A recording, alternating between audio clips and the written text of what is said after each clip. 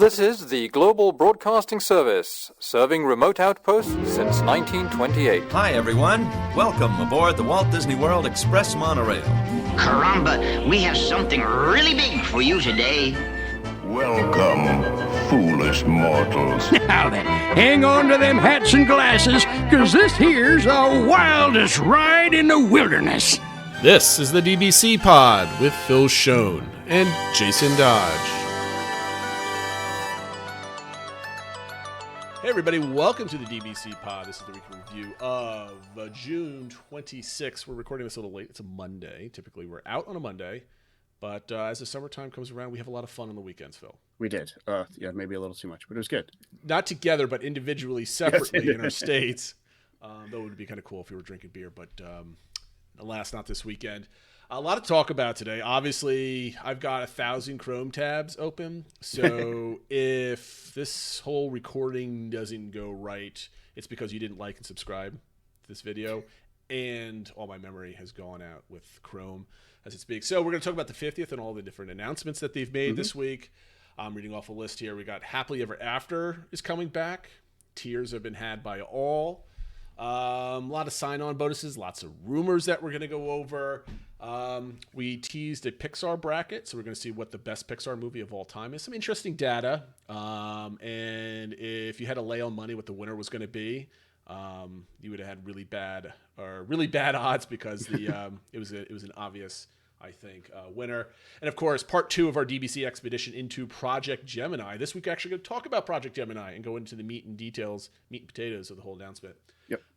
But before we get to the news, let's do a quick update to the DCI index from Matt Pedo, friend of the show. Does an excellent job. Real-time data here. Everybody's looking at it on the screen. 56.33. A couple updates in the last week. A couple cafe, 8 Spoon Cafe opened up. That's in there. A couple restaurants, that type of thing. So no major shifts.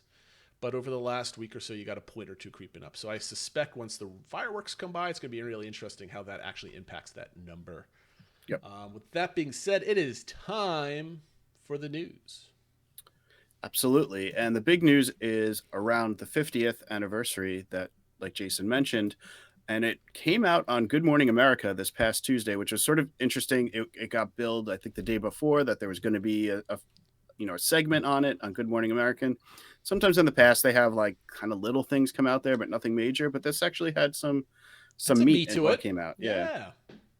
So obviously we've talked last time that around the fireworks coming back, and Disney announced that starting July 1st at Walt Disney World, they were bringing back some of the previous fireworks shows that were there before the closure. So Happily Ever After and also EPCOT Forever would be starting then. But what got announced this time is that Harmonious, the brand new mega show that's coming to EPCOT that they've built all these giant barges and everything for, will be starting on October 1st, just like apparently everything else with Rats opening then and everything else happening on that date. So we kind of thought maybe we'd get a date for that, but what at least surprised me a little bit is they announced that there's going to be a brand new nighttime spectacular called Disney Enchantment at the Magic Kingdom. So Happily Ever After hasn't been around for that long. It's coming back for a little bit, and then it's going to be going away. Sans kites. Yes, for something called Disney Enchantment. What they said is the show will have enhanced lighting, fireworks, and immersive projection effects that extend from Cinderella Castle down Main Street. Let's pause here for a second, right? So last week we talked about the rumor that fireworks are coming back July 1st, and then we knew that, but then what was going to be the show, and we kind of guessed that Harmonious won't be coming until the 1st, and we were right on that. Yep. I guess we didn't really know about the new fireworks for Magic Kingdom, there was right? some rumors about maybe they would have like what they call a tag, like a little bit extra at the end of Happily Ever After for the 50th. Before all this started, there was some talk there'd be a new fireworks show, but I think a lot of people figured they weren't going to replace Happily Ever After because it actually hasn't had too long of a run, but Disney's making the call. They're going to do a brand new show called Disney Enchantment. So I'm bringing this back up on the screen, and they've already had some Block Mickey posts coming out today where they're showing like projectors that are being put in windows in the second story in Main Street, and basically the whole street is going to glow up, and something's going to happen, and it's going to probably look absolutely amazing. Yeah, because they've done that at Disneyland for Mickey's Mixed Magic and it looks pretty cool. I mean, it's vibrant, it's animated, it's very neat. So I'm assuming they're going to be building off that and make it even better because the buildings in Magic Kingdom are actually a little taller and stuff. So. Yeah. Here I have a question for you. They talked about this. I actually listened to the Diz Unplugged's Off the Rails where they were talking about a lot of the 50th announcements. They had an interesting question. The question was, are you seeing, if you're going to be there October 1st, you have a Magic Kingdom day. Yes. So this question is probably, obviously you're going to be at Magic Kingdom then. But if you had a choice, do you go see the new Magic Kingdom show or do you see the EPCOT show? So if I could only do one, I think it would be Harmonious. I mean, obviously it's EPCOT, so I'm probably going to err on the side of EPCOT most of the time. But I think just how much this has been built up. And one thing they did share on Good Morning America was a photo from a test of Harmonious, and the screens looked amazing on the bar. Just everyone thought it was concept art, and it was actually a photo from the show. Yeah, it looked really cool. So I'm really excited for that, with all the money they put into it and all, kind of they're willing to have those barges there during the day and stuff. I just think I'm more excited for what is it. I'm more intrigued by what it will be. So I have to lean towards Magic Kingdom, and I'm going to completely ignore that it's the 50th, right? It's kind of this mega event. Let's just say it's like a random summer. There's we're announcing a new show. And it says we're going to do Harmonious because it was supposed to come out last year, and the new Magic Kingdom show, whatever it was. I am more intrigued by how they're actually going to light up Main Street. Just from a technical point of view, because I can't wait for that show to actually have multiple point of views. You don't have to be staring at the castle the whole time. Right. So I think that might be kind of interesting to do. But I mean, you do have a point. I don't know. It's a tough question. I think I have to say Magic Kingdom only because you said EPCOT, and I think that's the only reason why I have to say that. No, I mean it's hard to go wrong with that. I mean, and I did watch that Off the Rails show too, where they kind of mentioned look, when you think of Walt Disney World and you think of fireworks and stuff, you think about them over Cinderella's castle, right? So I can totally get feeling excited for that. And what is this going to be? So, I can't really argue that point too much. I think it's just so much with Harmonious has been built up for it, and it's replacing Illuminations, which was there forever. I'm really intrigued by what it is, but totally understand the draw to Magic Kingdom. Before I ask my next question, and just so everybody knows, Phil's the screen wasn't dirty last week. Phil actually got a new camera and it looks wonderful. I'm just going to remind Phil as we're recording kind of live, you don't have to look into the camera all the time. Oh yeah, I know. Because people are staring at the anyway. Wave to everybody at home, Phil. But my question is now another part is we were finding out that Happily Ever After is coming back. I'm skipping ahead on the news. I'm sorry. Yeah, that's fine. Let's go right to that now. That we'll loop back to your launch part. Yeah. So we had a number of rumors, and one of them, which was from Magic Feather, I believe, over at WDW Magic, and basically they said that sort of depends on how people react to Disney Enchantment. So right now, Happily Ever After is the highest rated anything at Magic Kingdom. Yep. So it's basically Disney Enchantment. If it does as well or better, which is possible, it's a new show, maybe they built off it, then they'll just keep it there. But if it doesn't do as well as Happily Ever After, the plan is they will bring Happily Ever After back after, I guess, the 18-month 50th anniversary. So those of you who are maybe, I saw a lot of people upset that, Happily Ever After is going away maybe before their next trip. I did see some people already booking bonus trips to get down there this summer to see it one last time. But there is at least a chance that it will be coming back, say by spring of 2023. So there's a chance you'll be able to see it again.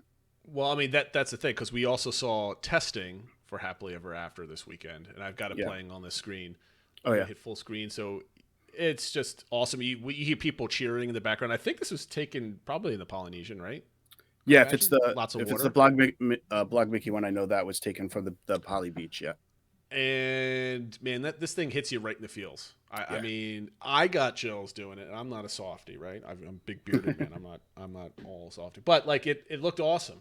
I mean, it just kind of be like, okay, Disney's back, right? And I thought it was great. So, are you, if your wife wasn't going down, would you want to race down there to see Happily Ever After again, just because I would be tempted. Like if she didn't have that trip and we kind of had a gap in the calendar for August or something like that, and we could swing it, I'd be tempted to it. I think what we're probably going to do, because we check in for our 50th party or 50th vacation, we check in on the 29th, September 29th. Oh, you can stay over. Well, we don't have a park day, but what I'm going to try to do is get a reservation at get a reservation at California Grill, Oh, even better. and then Even watch better. how I guess the second to last Happily Ever After from up there, and then we'll be in Magic Kingdom on the 1st for Disney Enchantment. So that's what we're going to try to pull off, so that won't be in the park, won't be from Main Street or whatever, but we'll get one last viewing of it at the beginning of our trip. I'm not gonna be able to get down. The calendar doesn't. There's no allowance for me this summer to get down there with the family, and I'm just kind of sad because my youngest daughter, who's 3, will never be able to see it. Yeah, And I'm like, oh, but you know what? They're I guarantee you, it's going to come back. So, let's say what is called the new show, was it Disney Enchantment? Disney Enchantment, yes. Yes. So when that debuts, let's say that's a smash hit, right? People love it. It's there for the next 10 years. I guarantee you there's going to be a dessert party somewhere where they're going to play Happily Ever After for $150 per entry fee. And that's going to be like the party. Or do a private party event show. or something like that where some group rents it out or something, yeah. You're going to have plenty of opportunity. I see it if you go down there during certain times, because I don't think Disney's going to bury something that's gotten that huge marks as far as entertainment. They're going to use it again at some point. Well, I think a big key or a big sign, whether they think they'll bring it back or not, is if during the end of the summer they start selling a whole lot of goodbye, Happily Ever After merchandise, then that might be. They're going to say that anyway. They're going to sell that stuff anyway. Come and on. then they'll bring it welcome back merchandise. Yes, exactly. Right? Double dip. So speaking of that, Jason did mention that they did the testing on Saturday, and there's also, at the time I wrote this note, it was a report, but I know it's been confirmed now that tomorrow, on the 29th, they're doing a special preview for Magic Kingdom cast members, and I think each of them were able to invite a guest. So they're kind of doing a special showing just for cast members in Magic Kingdom that day, which I think is a nice touch. You tricked me out. I was going to put the perimeter launch points that you were going to get to. Oh, I apologize. I thought, all right. I got you all off track. So it's all my fault. Try to keep you on your toes. But yes, the So last much for show notes. sort of related story for the fireworks is that there's work being done. A permit came out for work to be done for perimeter launch pads. So for those of you who don't know, perimeter fireworks are the ones that seem further away and more to the sides and stuff like that. So all of these areas are sort of in the wooded areas behind the railroad tracks and stuff like that in the back behind Magic Kingdom. So this way they can have more launch points and have them more centered on the castle and stuff like that. So I'm assuming these are related to the new show, but we don't know that. I think they fired fireworks from all these locations anyway. This is more of like a permanent structure. I think so. It's not like they're adding something crazy new stuff, but it's basically better infrastructure, I think. Exactly. Yeah. And props to Blog Mickey for all these articles. We're flashing Blog Mickey articles left and right. They did a good job reporting on this stuff. A couple other things came out during that story, not to be left out. Animal Kingdom announced that they're going to have a new show called Disney Kite Tales, which makes me think of DuckTales. I almost want to go like every time I say that. But they're going to be having a show in the where the theater is on the water, where they'll be using the jet skis that were part of EPCOT Forever, are now moving over to Animal Kingdom, and using what they're calling wind catchers and kites that depict animals and animal shapes that they'll be using there. And it says, to the beat of favorite Disney songs. Now, the interesting thing about this compared to the past shows that were at Animal Kingdom is this appears to be during the day. So I think it's great. They're using the facility. I do have to say that there's not a lot of cover on that if you're sitting in those stands. So if it's like it's gonna get hot. Middle of the afternoon, it's going to get hot. So hopefully maybe they'll put up some cover, or else they'll sell a lot of ice cold beverages while you're waiting for the show to start. I like this because there's not a lot to do during the day. I mean, there's a lot of emptiness at Animal Kingdom. Yeah. Maybe we can get our friend Ryan Teets back on to say otherwise. But Dinoland's pretty empty. Probably they're going to be opening up a lot of this stuff anyway by the time the 50th rolls around, like the Boneyard and stuff like that. Exactly. Yeah. But once you're it's full go, I think this is just great because this park is missing like big ticket. Like they don't have a parade, right? But this can act in place of a parade, right? Something's going on that you can kind of see above the trees. Like, oh, what's that? And you kind of check it out. I like it. Exactly. They did also announce, this was a rumor out there before, but that there would be golden statues for Disney characters added around. They're going to have 50 of them. Obviously, they're going to be the key, Mickey and Minnie. There was a report that I guess Epcot will get one for Figment. Just another little touch of nice things to be added, something new around the park. Make it look fancy. Yeah. They showed some other characters, Donald and Goofy and stuff like that are also getting the iridescent costumes. And then the last part of this they announced is that Disney, they're searching for what they're calling magic makers, which is to reward those who are making magic in their communities. So the example they showed was a couple of teenagers who had started a program to shop and things like that for seniors during COVID times when maybe it wasn't as safe for seniors to be out in the store and stuff. They would go shop and bring the stuff to them and have conversations with them. That's so just cool kind thing. of people doing good things in their community.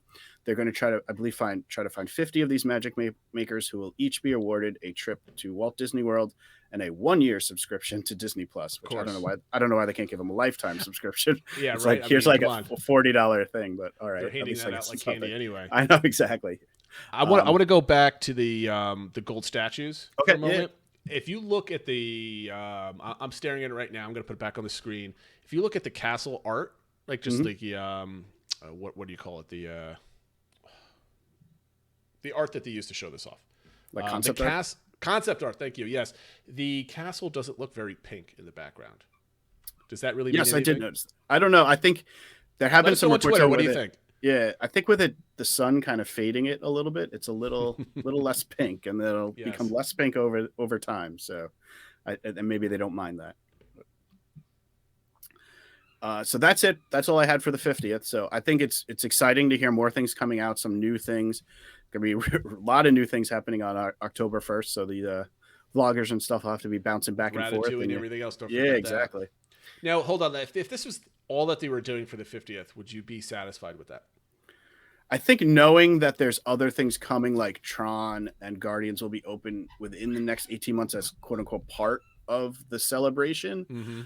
I think this is enough for day one. You're getting a new ride. You're getting the debut of 3 new shows. You know, you're going to be able to go around and get your photos with these characters, you know, the golden statues and stuff. I think that's enough for day one. You know, there'll be a lot of other little things too, tons of new merch and stuff like that. If this was it, then and nothing else was going to happen, I'd be a little bummed. But knowing there's still decorating like more stuff, right? Yeah, there's gonna be decorations up. You know, they're putting the things on the castle and they're painting a lot of the roofs.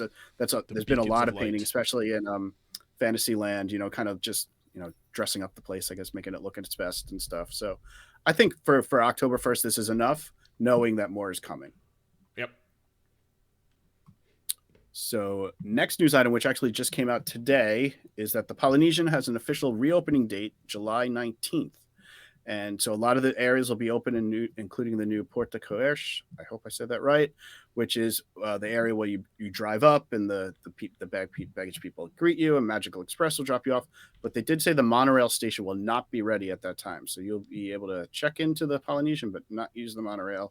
Hopefully that station, they're moving it along. They seem to be in kind of hyperdrive trying to get it done, but it won't be ready in time. I mean, we've talked to a couple people that are in the parks, some cast members that are on our Discord server, and a lot of people are saying that they're ramping up construction like all over the place. They're in like hyper mode. Like, they might have put up 2 walls in the last 3 years, and like the last 24 hours, they've put up 30. Yeah. I guess they kind of realized, like, wait a minute, we really don't have that much time left here. Yes. Speaking of that, that Disney is also looking to hire new people because they're trying to open more things and have more space for people to go. We've talked about this in the past, things that they're doing, but now they're offering a $1,000 bonus for new hires, specifically in areas of housekeeping and kitchen staff. So I think this is obviously good for people that are in the market, or maybe were thinking of some point maybe applying or moving from SeaWorld or something else over. So just a little bit more incentive, and I think it just goes to show that they're really trying to push, especially hotels and restaurants. They're trying to get more of that open. I mean, I think most of those restaurants would be open right now if it wasn't for not having the staff for it. I think that's the one thing that's keeping a lot of people back, I think. Yeah. For going forward. For sure. Next announcement was that Destination D23 is going to happen November 19th to the 21st at Walt Disney World, and tickets will go on sale in July. So for those of you who don't know about it, D23 is the official fan club of Disney, and usually each year they do either the D23 Expo, which is usually out in California, and then on the off years they do Destination D at Walt Disney World, usually at the Contemporary, where this will also be held. And they have a lot of different panels talking about movies and history and stuff like that, but usually a lot of announcements come out too. Now, normally more stuff comes out at the D23 Expo, but because they didn't have anything last year, people are speculating this might be kind of a bigger Destination D event. So we'll see. I did put some feelers out. If I can make it work, I might try to go down for it, sneak down for a long weekend and get into some of that and sort of cover it for the podcast and stuff. Is the 19th a Friday or a Thursday? I believe it's a Friday. I believe it's Friday through Sunday. See, I floated it across the wife after her second or third beverage last night. It's like, what do you think for like 2 days, like a whirlwind kind of trip? And she did say no. Yeah. So I'm like, you know what? I think I can swing this. We could stay off property somewhere. And Or find somewhere cheap. Exactly. Yeah. So we'll see. We'll have to see when tickets go on sale if we can get them. But you do have to be a D23 Gold member to buy tickets, which I am for this year. I believe for a single person, it's $99 to be a Gold member. Can you? I'm not a Gold member. Would you be able to buy a ticket for me? I have to look into that. I think because I know you can buy like a couple like ticket, like a double duo ticket, I think they call it, or duo pass. But I think that's somebody you're related to. So I don't know if being on the same podcast is a close enough relationship. No. But I guess I'll look into that. But I'll have to look into joining anyway. So, cool. A couple more Halloween announcements came out. This, I think, really got people on Twitter and stuff and on our Discord server chatting quite a bit. That Boo Bash, we talked about this last time, that Boo Bash, a whole bunch of the dates were sold out. Well, not anymore. Previously, 12 dates were sold out, but now only 2 are, unless they've since resold out again since then. I haven't checked, but most of the other dates, all of a sudden now you can buy more tickets there. So it appears they added more capacity to them.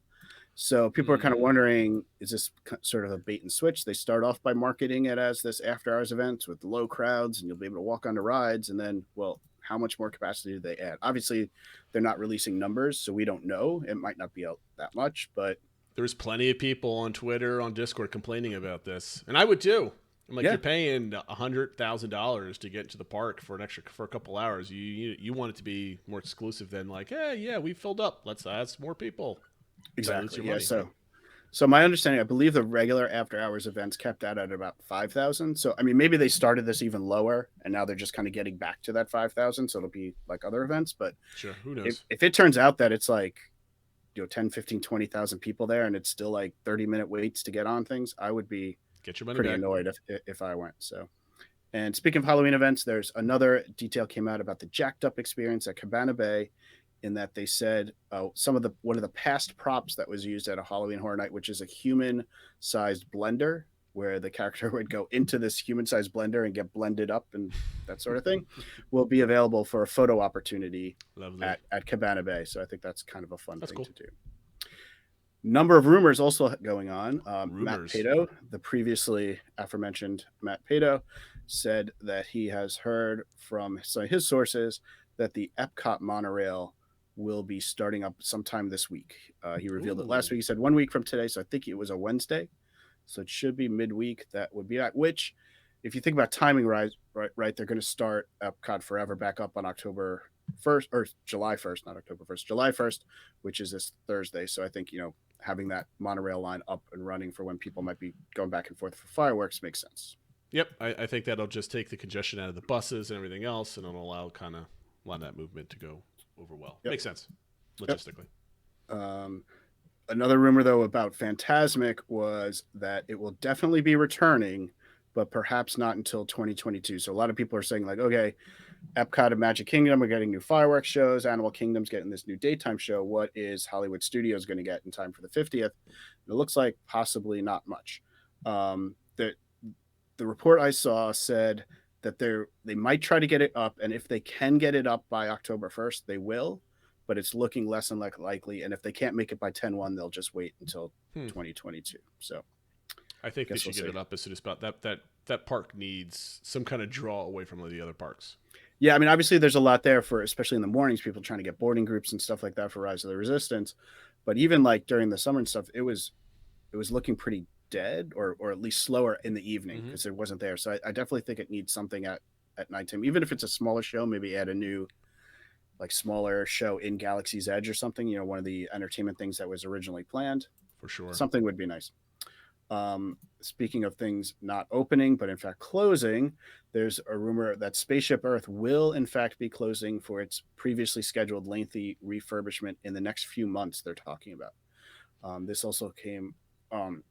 So I don't. Basically, they're saying it's closing because it has to. The ride system needs help. It's just not running well, and it's a lot of years old. It is a lot of years old. So at least the previous one was supposed to be upwards of 2 years, which means that Spaceship Earth would be closed for Epcot's 40th anniversary, but it is what it is, right? We will see. I mean, it is old. That that track is, I don't want to say rickety, but it feels a little rickety. it's a little aged, and the whole ride itself definitely needs some sprucing up. Yeah, I don't know if they're going to do the whole big thing they planned before by changing it to more of the storyteller type thing, or if they're just going to give it a little sort of TLC, but it definitely needs work. So if you are thinking of going down to catch a showing of Happily Ever After, you might also want to catch a ride on Spaceship Earth because it might be closed by the time next time you go down.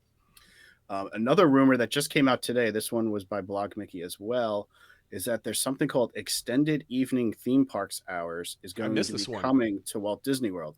They don't have a lot of details yet. Their understanding is this will not be a paid thing, but more like those early entry hours that would be a perk for staying on. I don't have to pay for something? Well, you have to pay their hotel rates to stay on property. It's going to be a perk for staying on property. So we don't know the details. We know that early entry is they switched it up and now it's 30 minutes, but every park every day. So I don't know if they might do that something similar here where everybody, if you're staying on property, you get an extra hour in the evening or something like that. But I know a lot of people who are like, I'm on vacation. I don't get up at the crack of dawn to hit up these early hours. They were happy to see something coming in the evening as a perk for kind of like it was before. Yeah. So I don't know if it's going to be the exact same as Extra Magic Hours, but it seems like they're going to have something. So that's good to see. And that they said that could be starting up this summer or by October 1st again. Everything. Of course. Well, here's the thing. So the extra morning, or what is it? The extended early entry. Yes. 30 minutes makes sense for early entry. Not many people are taking advantage of getting in there at 6 o'clock, 7 o'clock in the morning or whatever it might be. That 30 minutes gets you on the one ride that you want. That's before the crowds get in there. 30 minutes at the evening doesn't make any sense to me. So I think they use the word extended properly, I hope. And it's not just like, hey, you get to be in the parks for an extra 30 minutes. Well, it takes me 30 minutes to get from, the tangled bathrooms to the bus anyway. So what's the difference to make? So I would suspect this is a couple hours. I would have to imagine. Or at least an hour. I mean, I think the same thing, it should get you on one more ride or two more rides at the end versus people that are staying off property. So it's a nice little bonus. But, how long does it take to get everybody out of the parks on an extended hour anyway? Like, I feel like you can evade the cast members for a good amount of time. Yeah, so usually what they've done in the past in the evening was they wouldn't really kick people out. You just would if you wanted to get on a ride, you had to scan your Magic Band or something like that showed that you were a resort guest. So I'm assuming they would do the same thing here, that if you're an off-property guest, you wouldn't necessarily have to leave. You just couldn't get on any additional rides during that extra hour or 2 hours or whatever it is. Got to start looking for those Magic Bands that fell on the ground. And then the last rumor, which is an opportunity for Jason to go off a little bit and yell at the clouds, is that there's talks that Hayden Christensen, who is rumored to be or supposed to be in the Obi-Wan series on Disney Plus, is now in talks to doing a separate Darth Vader series. So your thoughts, Jason? I mean, I think it's cool. More Darth Vader, the better, right? Yeah. In a vacuum, this is great. Love good Star Wars stories. Love Darth Vader. It's awesome.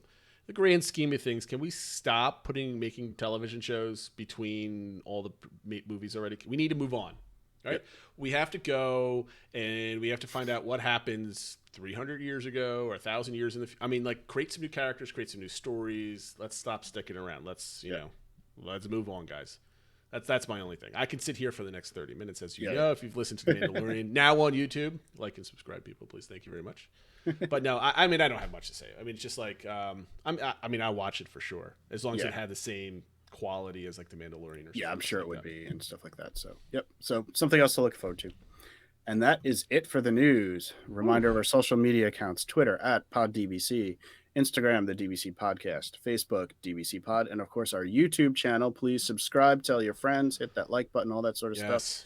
And of course our Discord server. which we've been seeing new and more people joining like every day. Yes. So that's been cool. We've got some new people on there. I know that we've got a lot of new viewers, I guess we can call them now, that don't listen to the podcast because they're not podcast people. They're very visual people. They like to sit on their couch and watch a show. So we want to welcome all those that are new to the show that are checking us out because we finally went on camera. All right, so I think that was one of our longest news segments we've ever done, almost clocking in at 30 minutes here. But I guess the 50th announcements and stuff like that. Yeah, it was more came out than we were expecting between that and some rumors and stuff. It's like, all right, there's like some stuff to talk about, so let's talk about it. We've got the aforementioned Attractionality this week. We took a break from rating attractions. Sneak peek for next week. It's going to be Magic Carpets. Next week it's going to be fun. Yep. But this week what we did was we ranked all the Toy Story, not Toy Story, the Pixar movies from, I think, what did we have? I have it here. Hold on. I'm going to bring it up on the screen and we can kind of go through some of this stuff. We looked at 23 different movies, and Adam, a.k.a. Cast of Stone, said, okay, rank your top 12. And this is one of the hardest things I've ever done. I did it 5 times, or I tried doing it 5 times before hitting submit. I think I had 5 different answers. Yeah. It was tough. So on the screen, you got here the number of ballots for their favorite movie. I thought it was interesting. Toy Story was number 1 at 94%.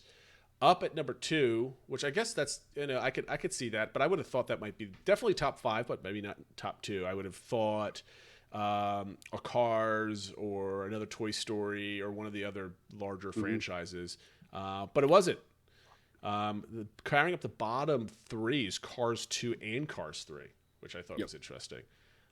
So basically, we took the top 12 and then we put them in a bracket and we started voting for them. Any comments, Phil, on the top 23? Anything surprising you? I don't think too many things surprised me. I think the top 12 we came up with was pretty solid. There were 2 that I voted for in my top 12 that didn't quite make it. They just missed out. Number 13 was Brave. I had that one in there. I'm surprised by that one. And number 14 was Soul, which I also had in there. Brave was the only one that didn't make the top 12 that did get a first place vote. So somebody voted for Brave as their all-time favorite one, because we did do a ranking of them. It wasn't just pick 12. It was like pick your first, second, third, blah, blah, blah. And more points were awarded if you got a 1. I think he said it started with like 25 points for every first place vote. And then it kind of went down. So you were overly benefited by having higher rankings, not just being in the top 12. I would have traded Brave for Inside Out. Maybe not the number 3 spot for Inside Out for Brave, but Inside Out was on there. I think that was towards the bottom of my list. Brave was kind of like 6, 7, or 8, somewhere. Okay, that was actually my 12th. I had a number of that I was deciding between my 12th spot. I could have gone with a few things, but I settled on Brave because I do enjoy it. I think it's one of the more beautiful, especially the backgrounds. I think are wonderful on that. So with that being said, let's bring up a first round. So the first round of voting, we didn't use the bracket software that you'll see for the rest, right? We kind of found that out towards the end. I'm going to pull this up and pull it on the screen. So round 1A. So what was it? 1, 2, 3, 4. Yeah, was it 4? The first top 4 had a first round bye. Correct. Yes. So they got pushed on to the second. You'll see that in a moment, the whole bracket. We could talk about that. So on screen right now, we had Toy Story 3 versus The Incredibles. Toy Story 1 pretty handedly, 2-1 on that. Monsters, Inc. versus Cars. Monsters, Inc. beat Cars out almost by the similar margins, 23-12, which kind of surprises me. I would have picked. That's a hard one to vote for, right? I thought that would have been a little bit closer. Toy Story 2 versus WALL-E, 21-14, with Toy Story 2 winning out against WALL-E. That kind of surprised me. Toy Story 2 is such a good movie, though. If it was WALL-E versus Toy Story 3, who do you think would have won that on that one? I still think Toy Story 3 would have won that one. It would have been closer. It certainly would have been closer for me. I know my Pixar hot take is that I'm not as high on Toy Story 2 as a lot of other people are. I prefer Toy Story 3 and the original one over Toy Story 2. So I voted for WALL-E in this one. If it was Toy Story 3, that would have been a harder decision for me. See, like WALL-E's such a good. The first round of voting was very difficult. Yeah. The later rounds, which we'll see in a second, were kind of a little bit easier. So anything you want to talk about that first round, or do you want to move on to the bracket? No, just I think the last one was that Finding Nemo defeated Ratatouille fairly easily in that one. Yep. So let's go to the bracket here, and this is you're going to see the winner of it, and I don't think I'm surprising anyone here that Toy Story won the whole thing, right? So pretty handily. Actually, not too handily. It was actually close in the end. But for the second round, you had Toy Story up against Toy Story 3, which I thought was kind of unfair, but that's seeding for you, right? It was all done mathematically. This wasn't paired with any human intention involved. Coco went up against Monsters, Inc. I like Coco far more than Monsters, Inc., so I thought that was a good win. Up versus Toy Story 2. That makes sense why Up would have defeated Toy Story 2. Inside Out versus Finding Nemo. I was kind of surprised by this one. I voted for Finding Nemo, but it was close. It was 19-16. Yeah, that was one of the closest votes throughout the whole thing. I did vote for Inside Out. Inside Out's one of my favorite movies. I think it's such a well done story, really relatable. So, but I mean, that's one thing we talked about here was like, okay, they're all good movies. Like, even like the 15th ranked Pixar movie is still a really good movie. So it's not, by saying I prefer Inside Out is not saying I don't like Finding Nemo, but I did vote for Inside Out. I think if you want to go back into the archives, the Wives show, Inside Out was my wife's favorite movie. So she would have voted for Inside Out over Finding Nemo. So then we had the quarterfinals, Toy Story against Coco. I mean, that's hands down. You can't go against Toy Story over Coco, because I think Toy Story is what put Pixar on the map. That's the original. That's the OG. I did go for Coco over. Of course you did. Coco's my favorite Pixar, so obviously I put that out. But we did have a big conversation, I think, about Toy Story, because if in a vacuum, the newer movies are just so much, the animation so much better. Oh, the music, of course. It's, like that sort of a thing. But if there wasn't a Toy Story, you don't have the rest of these movies ever get made, right? No, but you gotta vote. You gotta vote out. You can't, when you're voting, you can't take into account the history, right?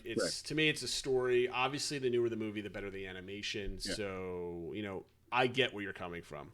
You might get a couple margaritas in me. You might be able to convince me that Coco is better than Toy Story. I mean, technically it is, obviously, but just the actors, the voice acting, the jokes, the premise. I mean, I look past the animation. I just can't go past Toy Story in that one. And then the next one was Up versus Inside Out. Up one-handedly, 26-11. No comment there. I haven't seen Up in years. I got to rewatch that. It's been a while. And then semifinal, Toy Story versus Up. That's pretty close. Was it the closest of all the votes? I'm looking over here. I think Inside Out, Finding Nemo was closer. That was only three votes away. Vote margin. Yep. So Toy Story versus Up, 25-20, which led to Toy Story the victor. Did you vote for Up on this one? I did. But again, it's just a giant I feel like loser. I know it seems like just put it out there. Phil hates Toy Story. Yeah. But no, I'm not upset that Toy Story won, but I do think a lot of people voted for it. Movie. Yep. So that's Attractionality this week. I want to thank Adam for hooking it up, and he sent me his spreadsheet, which I showed a little bit of the results. It's like 4 tabs long, and all the weighting. I mean, he did a him and Matt need to hook up and get their math going on all this stuff. So they did an excellent job. We want to thank them for doing that. Yep.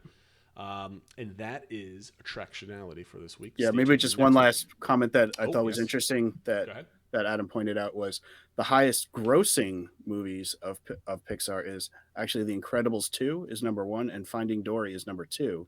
But in our rankings, they were 19 and 20 in our spots. So it's just kind of interesting how, some of the movies that are maybe not held up as well or whatever, but they scored a lot. And it obviously shows the power of sequels, right? People were wanting to see the sequels to movies they liked, and so they went and saw them in the theaters. But the interesting thing is Incredibles were such popular movies for like preteens and teens. When did they come out? 12 years ago or so? 12 or 14, something like that. Yeah, something like that. And I guess we're a bunch of old people on Discord or something like that. We didn't grow up with the Incredibles, I guess.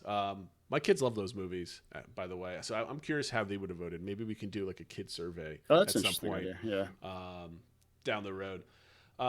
Okay, so that being said, no follow up this week for Attractionality. I think we had our comments and we talked about it. I guess there's really no follow up with that. So I think we have we have got an interesting topic. We'll make it a short one. So Joe Rohde, why don't you set this up, Phil? Joe Rohde was on Instagram. Yeah, so Joe Rohde was posting, he does this every now and then where he'll put out sort of a little bit of a essay around a topic that he wants to write about. A lot of times it's around theme park design, people ask him questions and stuff like that.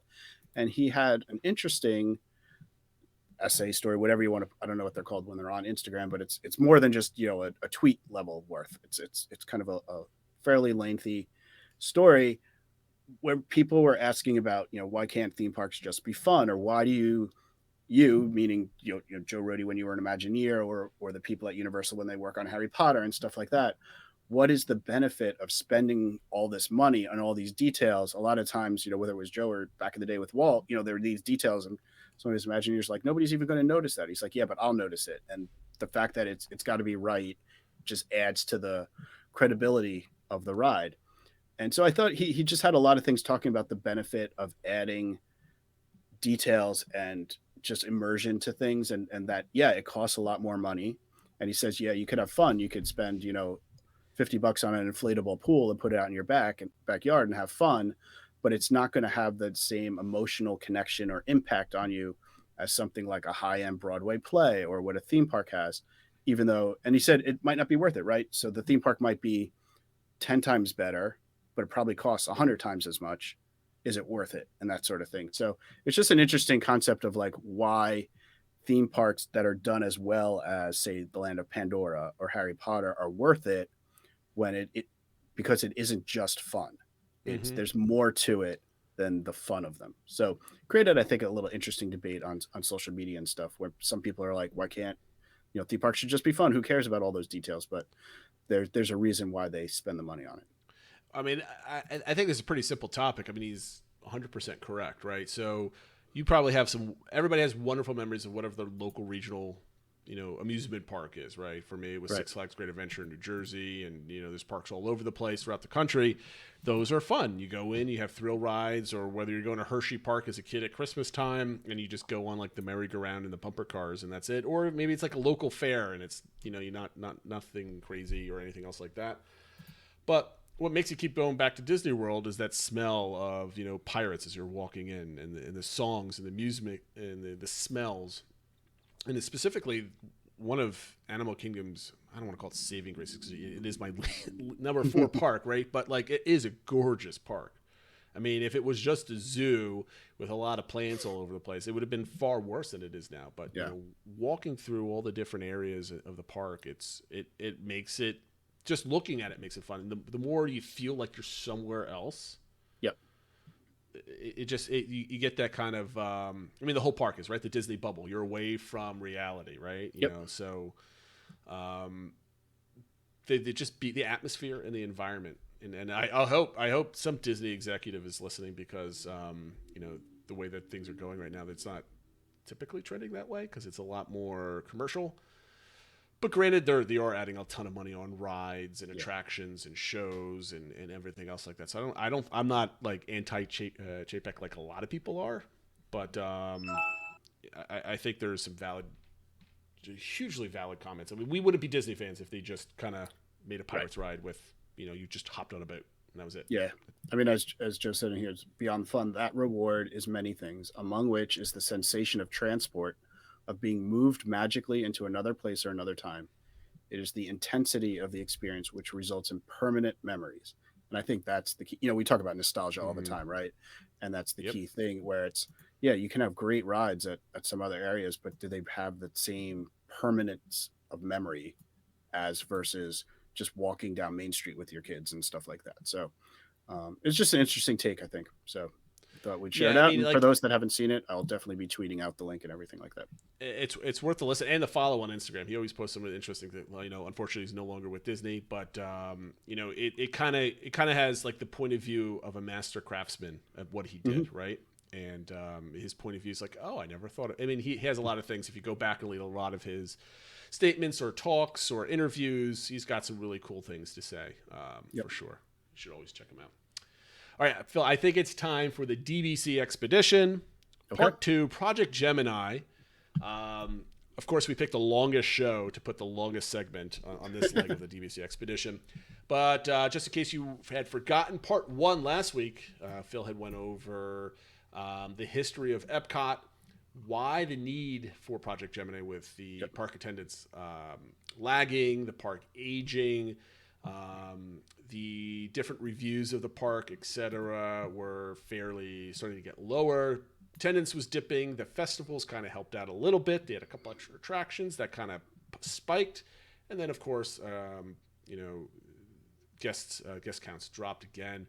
So they needed to scramble for some other things, and they came up with Project Gemini. So what was Project Gemini, Phil? Yeah. So as mentioned last time, Project Gemini would have provided a new vision for the park, specifically the front part of the park, which is known as Future World now, but the name would be changed to Discoveryland, and it would become much more organic and much more about discovering the natural world and the world of technology, much more kind of, without it being as in your face, and much more timeless in how they built it up.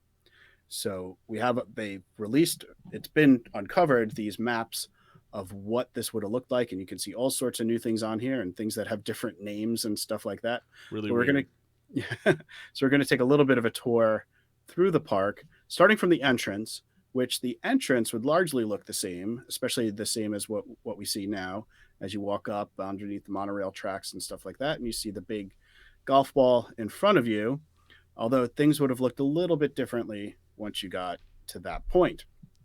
The big thing is that underneath what Spaceship Earth would have been completely enclosed. So you wouldn't be able to walk underneath it like you can now. You would have had to go further around to the sides. That would have had the show building and merch doors and stuff like that. And the big change is that it is no longer called Spaceship Earth. This is a new attraction, still utilizing, the sphere, but it would be called Time Racers and sponsored by Microsoft. And it would have been a roller coaster ride that would have sent people through time. So similar theming of Spaceship Earth, but more of a thrill ride, like a thrill ride trying to tell the story. And then part of the track actually would come out of the ball and then go back in. So similar how Test Track works, where you sort of start inside the show building, go outside for part of it, and come back. This would have been one of the biggest changes. A lot of the feedback they were getting was that the ride felt outdated and old. Other than changing the narration and some updates to the final scene, there really hadn't been much done to the ride in 20 years.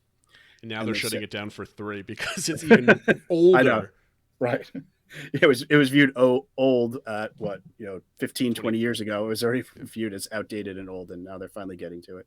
But also they figured we're changing this whole front of the park. It's no longer future. We got to change sort of the icon of the park and make it more of that thrill ride. You'll see a bit of a trend that there's quite a bit more excitement and thrill ride really trying to go after that teenage 20s crowd versus I think original Epcot was geared more towards kind of people in the 30s and 40s and stuff like that.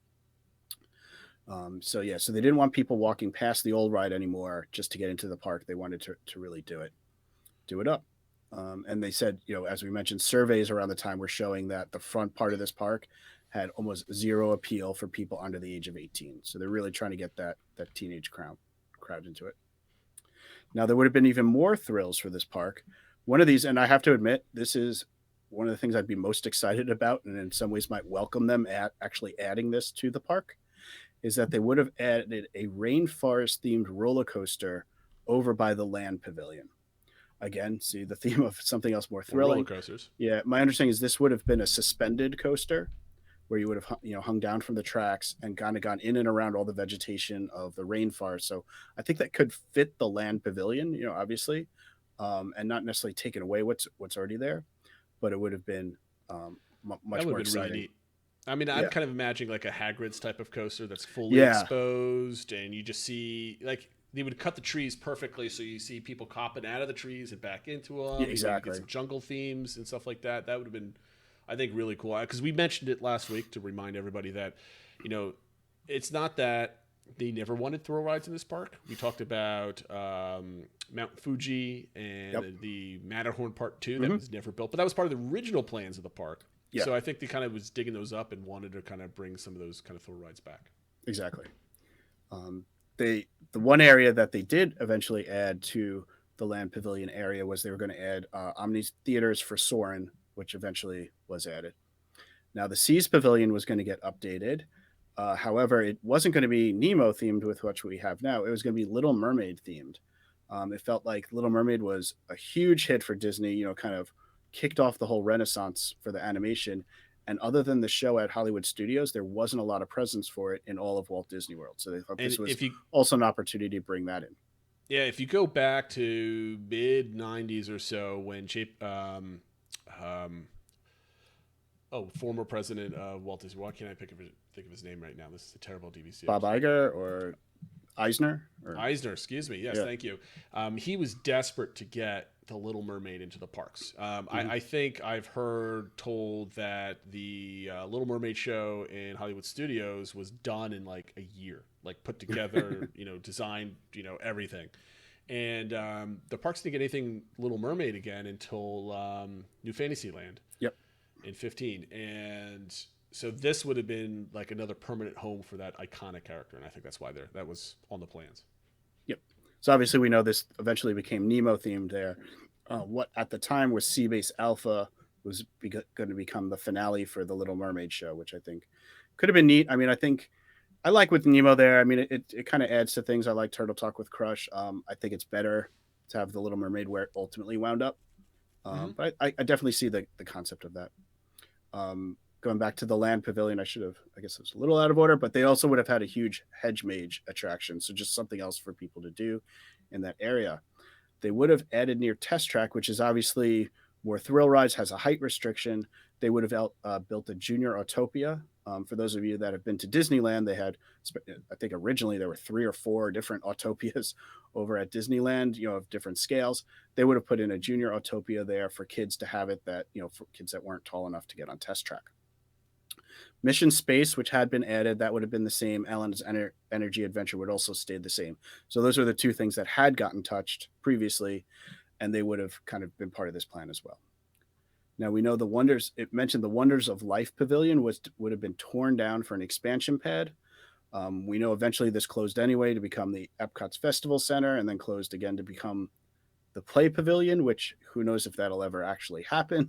So maybe ultimately this will get torn down for expansion pad, but they were going to put something else in there. So the big change, and I talked about this a lot. I probably mentioned this a little too much in the past, talking about this kind of the more natural feel and adding in a lot more trees. I think it would have been hundreds of trees planted to the area, and that all would have gone in the center of the park where, the fountain ultimately was and things like that.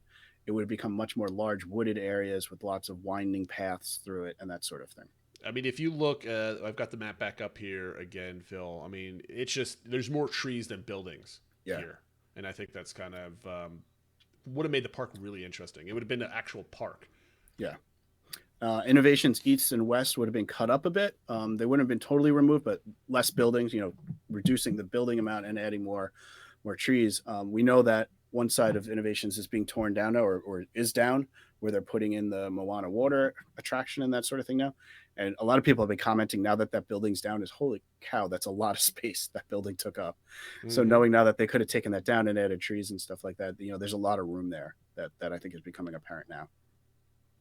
On the east side part of Innovations, there would be a leading edge building, which would showcase new technology. So kind of still tying into the original vision not Walt's vision for Epcot, but the vision of Epcot that ultimately got built. I mean, when I read this, I picture Disney's version of like Sharper Image or something else like that. Yeah, a little bit like that. They would have had a robot restaurant, which would have showcased battling bots while eating burgers and fries. I don't know. Doesn't seem very Disney, but I don't know. I guess again, something to be more appealing to teenagers and stuff like that. And they would have had something called Future Mart, which would have been similar to what we got with Mouse Gear. On the western side, we would have had Home of the Future, which we don't know a lot of detail about that. Although you had a comment in here that Jim Hill talked about that it could have been a showcase for old animatronics, and perhaps they would have reused or just had things from the Carousel of Progress, which they may have closed and no longer would have been in Magic Kingdom, but they would have repurposed those animatronics and kind of, I guess, made a bit more of like a museum seen out of it. Or that there's sort of always thing. wild rumors about closing down like a Small World and Carousel of Progress and getting them out of Magic Kingdom and putting them at Epcot or something else like that. I don't think any of them ever really been substantiated other than just like people tossing around. Like, the WDI people are just throwing darts at the board. Hey, what if we do this? Yeah. It'd be great. Let's just do it. Yeah. But And then somebody has to approve it. And are you crazy? No. Something that would have been really modern, but would have run its course rather quickly was they were going to put in an internet cafe. Remember, this plan was to open up in 2006. So this is before iPhones were even around. 1 year before an iPhone. iPhones came out in 2007.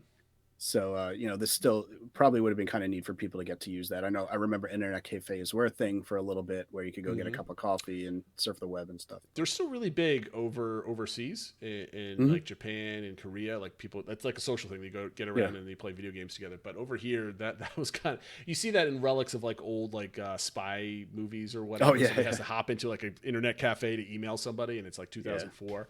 I think Steve Jobs might have called up Disney and say, "Hey guys, this is not good. We're gonna have internet in your hand very soon." Yeah. And then something called a cool stuff store, which I think this also would have been similar to a sharper image. Maybe the idea is the other one would have been showing you things coming, and then the cool stuff is where you can actually buy the stuff. I don't know. So obviously you could tell from the plan it would have radically changed, especially the front part of the park. Drastic. Again, we mentioned it before. The idea would to add a few things in new countries and stuff into World Showcase, but for the most part, especially with the festivals there, that was kind of working for what they needed it to be.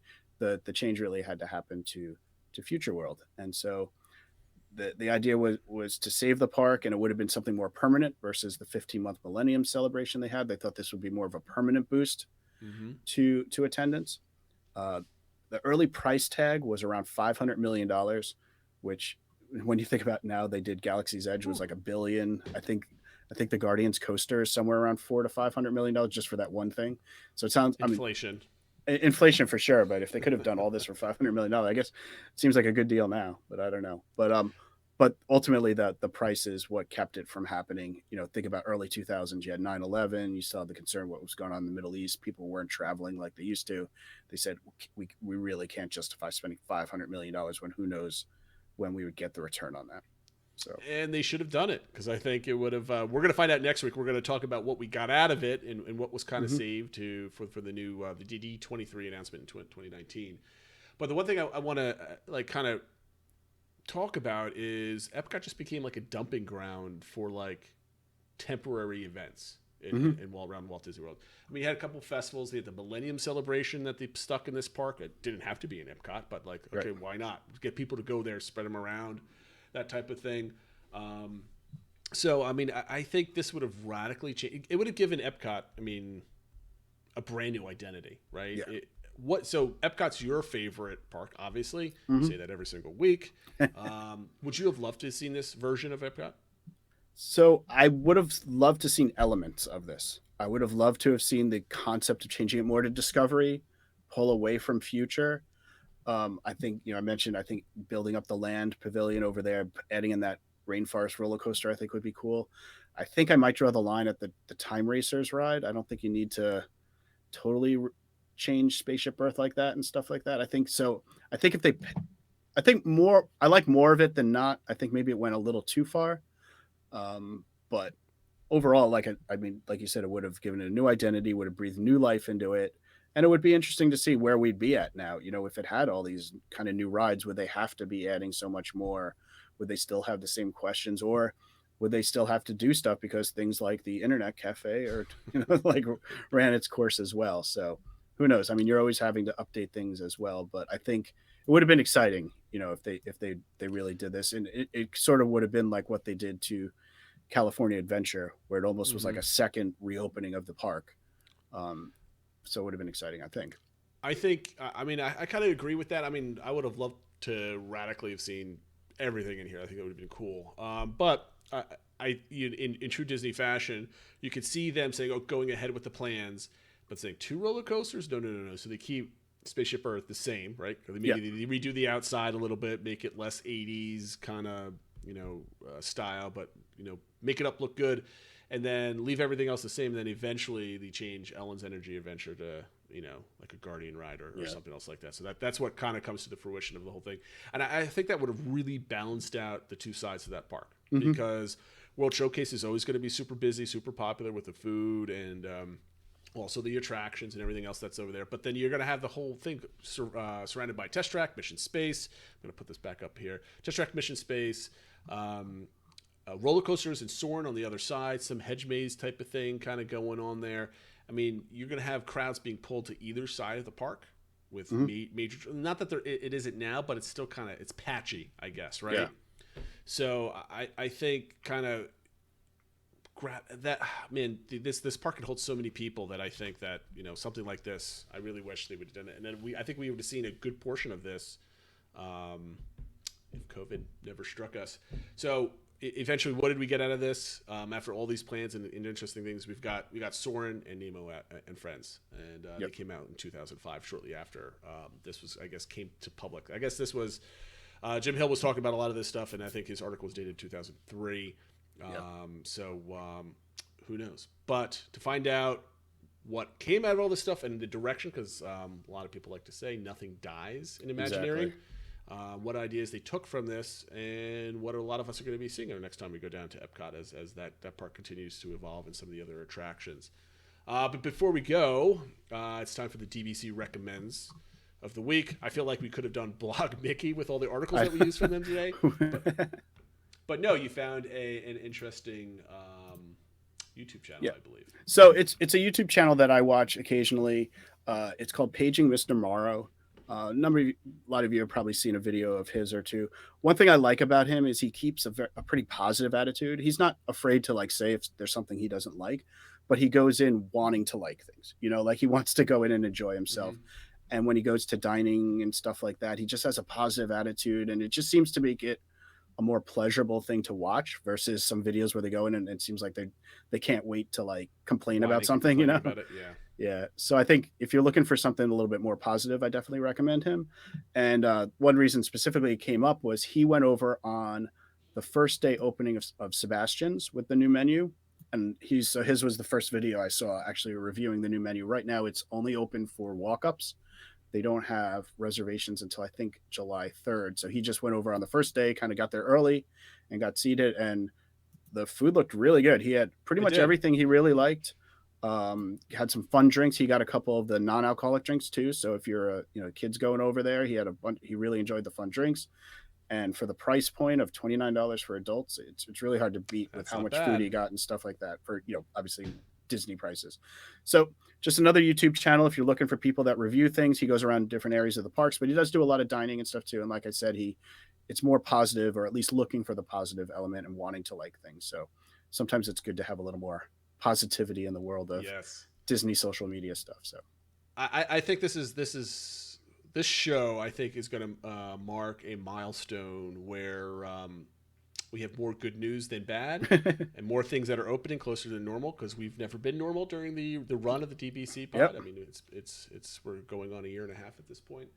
And I'm excited. So the more positive, the better. As we get to see more foods, more entertainment, we're going to bring a lot of interesting topics your way. Yeah, no, that's a good point. We were talking about how would you try to do an extra trip down now, or maybe we'll go in November. Where in the past was like, what do you think? Could you justify going? It's like it's just more.